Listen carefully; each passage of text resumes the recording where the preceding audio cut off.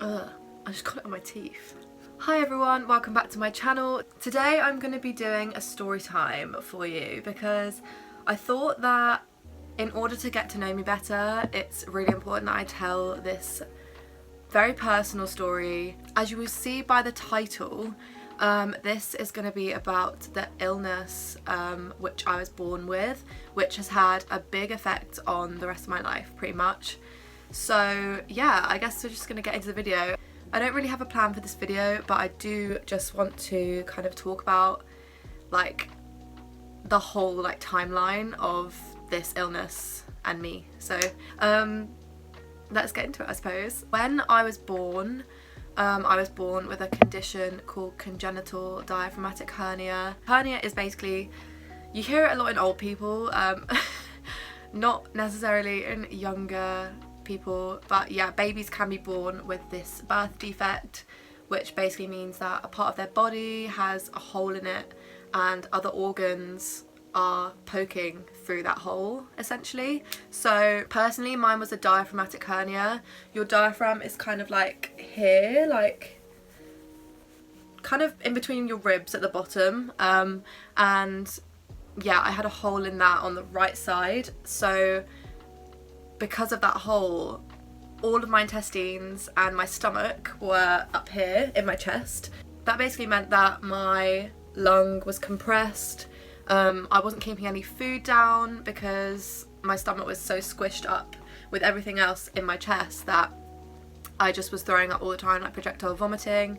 It's quite a life-threatening illness, and a lot of babies do not survive that illness because that's, you know, you're so small as a baby, you're not guaranteed to survive something so traumatic to your body. So I was, well, how old was I when I went in to hospital? I think I was 5 weeks old when my mum finally got some response from doctors, because I know that for a few weeks before, when I was literally like fresh out the womb, they'd like noticed that I wasn't keeping milk down. My mum, I think, like blamed herself and thought that it was something that she was doing wrong, but eventually they took me to the doctors. In fact, no, I think they took me to the hospital first and they sent them home and said she's just spitting up, and my mum was like, this isn't spit up, like I'm literally covered in vomit, like this isn't normal for a baby of this size. And then they went back to the doctors again because they just couldn't get any answer from the hospital, and then the doctors sent her home.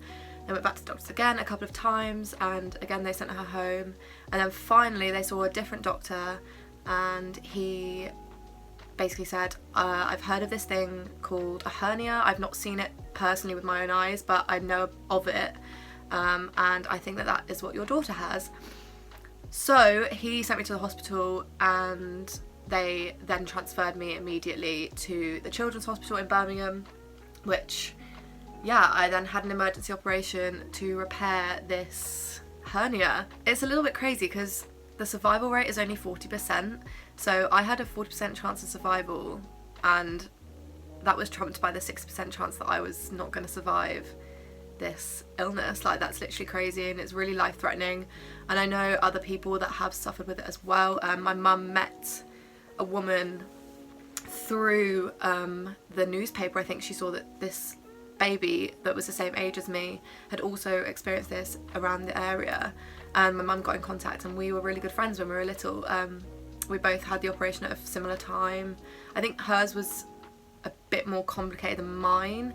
Mine was pretty much like straightforward to fix. I just had to then be in hospital for a couple of weeks afterwards in order to make sure that I didn't re-herniate, which is something that I'll touch up on after my operation. Well, they didn't know if I was going to make it, obviously, during the operation, and they were really, really happy when I did, obviously. And yeah, I didn't experience kind of any other issues after the initial operation for a long, long time. I just had to have a few checkups. I think until I was about 2 years old, I would go back like every 6 months or so and just make sure that I was all good. Plot twist. So fast forward a few years, I'm 16 or 15. No, I was definitely 16. I'm waiting to go to V Festival. I was at my friend's overnight. I was on some antibiotics for a throat infection, I think, at the time, and I suddenly got this really bad reaction. I was like vomiting, like bile, and it was just like not a vibe. I think it's just because the antibiotics were really strong. I think they were called erythromycin. They honestly killed me off. I was throwing up stomach acid. It was so disgusting. And I had like the worst stomach pains in the world. So they kept me in hospital overnight for that. I ended up not being able to go to the festival, and I was kept in overnight, and they did an x-ray and a CT scan, and they found on that scan that there was some kind of pneumonia or something. But I have had pneumonia since, and I had pneumonia really, really badly in January this year, and it did not feel anything like that. I felt fine other than this stomach pain from the antibiotics. And we basically later found out that what was showing up as a pneumonia was on my right side of where I had, like, my right side of my lung where I had my operation, and it actually was like a grey spot in the lung and like the bottom of the lung, which was basically what it was actually that I'd re-herniated, which basically means that the scar that was inside me when they first sewed me up, it basically reopened, and yeah, that's what they saw on the x-ray. We realised that I probably needed to see a surgeon and speak about that, and then we were waiting for a while for that appointment. That referral appointment was meant to happen quite soon after I came out of hospital for that, and we were waiting a good year. Like, by the time I went to uni, my mum was like, we really need to chase that up. I was 18 by now, literally like felt fine, and then I think it was when I went to uni that I started getting these kind of pains down this side, which was accompanied by hiccups, like literally uncontrollable hiccups all the time. I would hiccup like every day for a solid hour to 2 hours, like literally it could have been the whole day. And if you know anything about hiccups, your hiccups are controlled by your diaphragm. So I'm like, that's literally why. That's why I was hiccuping, because my diaphragm was literally broken. I had this side pain all the time at uni. It was worse in certain situations, like if I was like running or doing whatever, like not that I really ran, but if I was on a night out or something like that, it kind of was a lot worse than it would be if I was just sitting still. We finally decided to ring up the doctors and the hospital who were meant to be referring me, and they were like, oh, sorry, we forgot to refer you.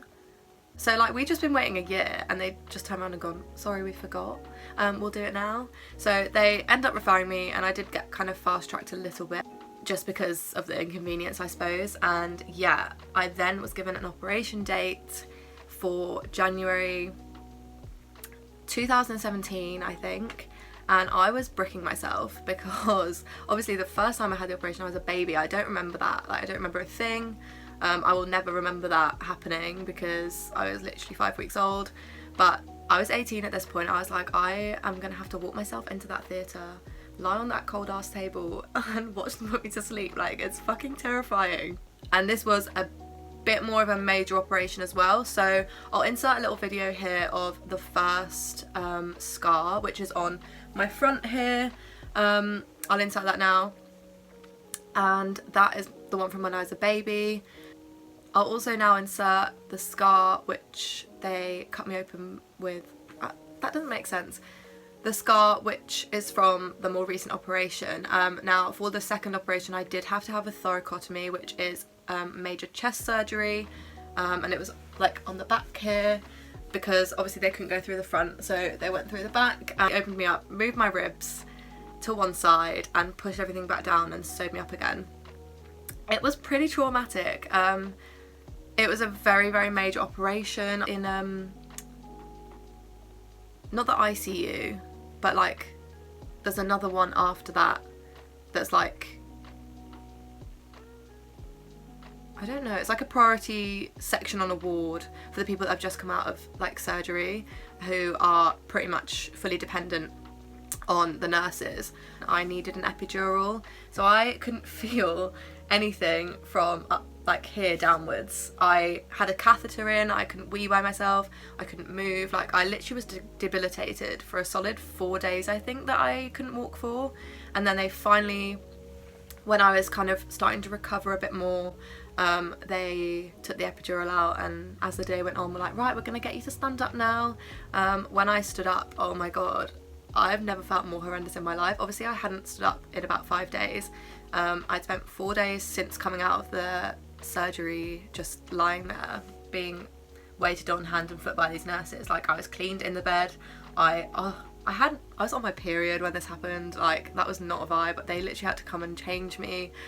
I felt like a child, and I just hated that because I was like finally 18, being independent, moving out, and I'd now had this debilitating chest surgery, which meant that I couldn't do anything for myself for a good couple of weeks. But yeah, so that 5 days was honestly the most horrendous thing in the world. I was not in any pain really, because I had the epidural, like, and I was on morphine as well, so I was high as a kite pretty much 24/7. Morphine is also wild. My sister came to visit me one night and I was talking to her, and they'd just given me the oral morphine, and I started saying sentences backwards. Like, I say like, hello, I'm Jess, I'd be like, Jess, I'm hello, and I just fluently was saying these sentences backwards, and she always tells me how funny it was because she was like, you're absolutely talking gibberish. But like, it was real words and they were real sentences. They were just the opposite way than what they were meant to be because I was so high on all of this like morphine. But yeah, the epidural was good for the sense that like I didn't feel any of the pain until they took it out. The catheter was pretty nice as well because I just didn't even have to think about going to the toilet. I just weed whenever, and you don't even feel like weeing as well. You just notice that the wee's going down the tube into the pot, and it's like, oh, I'm weeing. I didn't even realise. Yeah, it's all pretty mad, to be honest, and I'm very thankful for the nurses actually because they were great. They waited on me hand and foot. I couldn't do a thing for myself. When they finally decided to get me out of bed, they took the epidural out, obviously, waited I think 12 hours, and then they took me out of the bed. I almost collapsed straight away. I hadn't stood up in days and days. I hadn't eaten loads. I'd like just felt horrendous, to be honest. And I literally stood up for about 2 seconds, then was like, I'm gonna pass out, and fell over onto the bed. They lay me down and I projectile vomited everywhere. My mum was like, for fuck's sake, why am I the one that's holding the bowl? But yeah, no, after I threw up I felt fine. I sat up more slowly, drank some water, and then went for a little walk with the physio nurse who was helping to rehabilitate all of the patients. I think the only other thing that I really need to kind of say about the reherniation and the operation that I had a couple of years ago was that they wouldn't let me go. I could have gone home earlier than I did, but because of the fact that they had just moved my stomach and my intestines around in my body, plus the fact that morphine makes you hella constipated, I couldn't poo, and they will not let you go home if you've had a major operation unless you can have a poo. And I was like, I just am praying that I can poo, and they tried everything, guys. Like, I don't even think you understand. I had suppositories. My mum put suppositories up my own ass. Like, I literally wouldn't let the doctor do it. I couldn't do it myself. They gave them to my mum, gave her some lube, gave her some gloves, and said, there you go, hun. Because I couldn't reach myself because I just had this chest surgery. I couldn't go further than like that, like behind my back. Couldn't even wipe my own bum with that arm. I had to really like strain to like wipe my own bum. Anyway, yeah, my mum put suppositories up my ass. That's a bonding experience I'll never forget. I also had an enema, and it is an enema, isn't it? An enema? I think that's what it's called, where they shoot that liquid up your bum to make your shit come out, and it just didn't work for me. I literally, like, because of the fact that they moved everything around, all my poo was like up here. So I will insert another photo of how pregnant I looked after that. I literally looked about 6 months pregnant. Like, my stomach was huge because I just had so much air inside me and so much poo that I couldn't go to the toilet. In the end, I basically was drinking about 5 cups of Movicol every day, which is a liquid laxative, and finally, about 10 days after being in hospital, I pooed, and then the next day I went home. So that was happy days. It was really, really strange because then I went back to uni after a couple of weeks at home, and like just trying to get comfortable on a bed that you're not used to after not being there for a while was just the most annoying thing, because obviously I could only lie on my left side because I'd had this big operation on my right side, and yeah, it was just really annoying. And then I remember going on a night out for the first time in ages after I'd healed a bit better, and one of my friends picked me up and it sent me back to square one because he squeezed me and I was in so much pain I had to leave the night out. But yeah, it's honestly life-changing, this illness, and a lot of people don't know that it exists. My mum as well, like, didn't know this was a thing before I had it. But yeah, it's definitely a really, really serious illness, and I feel very blessed to be here actually, because bitch, I could have died. That honestly sits in my brain every day. I'm like, I am so lucky to be sat here right now. That is honestly crazy. But yeah, I have actually been to the doctor since about this. I think last summer I started having kind of side pains again, and around the October time I kind of booked a doctor's appointment to kind of speak to them about it. Got a x-ray or a CT, I think it was a CT scan in the November time or December time. They basically told me that there is something there that looks like a hernia, but it's not any organs or anything. My organs are all in the right place this time. It's just a bit of fat that's like poking through a tiny little like 22mm hole, which is about like, it's like this big, like you can't even see. So yeah, I'm not too worried about that, but it does have an effect on my future, the fact that I've had all of these operations. I was told when I had my big chest operation a couple of years ago that if I ever start to think about children, I need to be really careful, and that I won't ever be able to give birth naturally. I'm not mad about that because I don't want to ruin my vagina. But yeah, I will only be able to have a cesarean section purely because of the fact that if I try to push something out naturally, all my scars might just go pop, and yeah, we're back to square one again. So I have to be really careful if I get pregnant. And I don't think I'll be able to risk having too many children as well, just because my body would not enjoy that. Yeah, it essentially would just stretch everything, and it would just be a massive risk that it might kind of re-herniate again.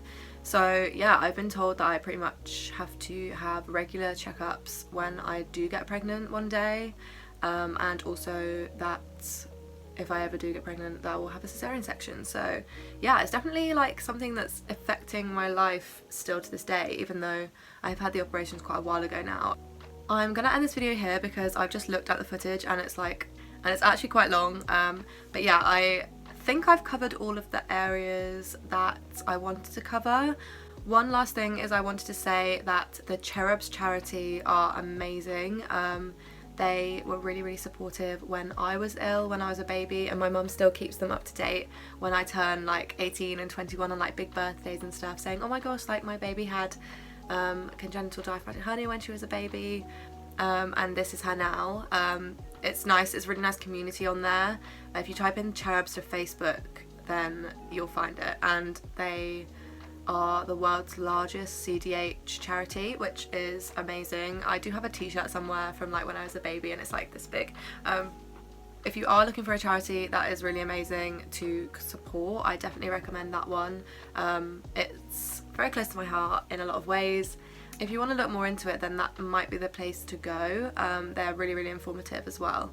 Thank you so much for watching. I am glad to kind of be sharing a bit more of myself with the internet, I suppose. And yeah, I would definitely like to talk about this more. If people have questions, then just ask me, because it's really interesting. I sometimes just will Google it like and be like, oh my god, this is literally what happened. And sometimes I look on YouTube at the surgeries as well, and I'm like, fuck me, like this is literally insane. I hope you enjoyed the video. Don't forget to like and subscribe, and I will see you in the next one.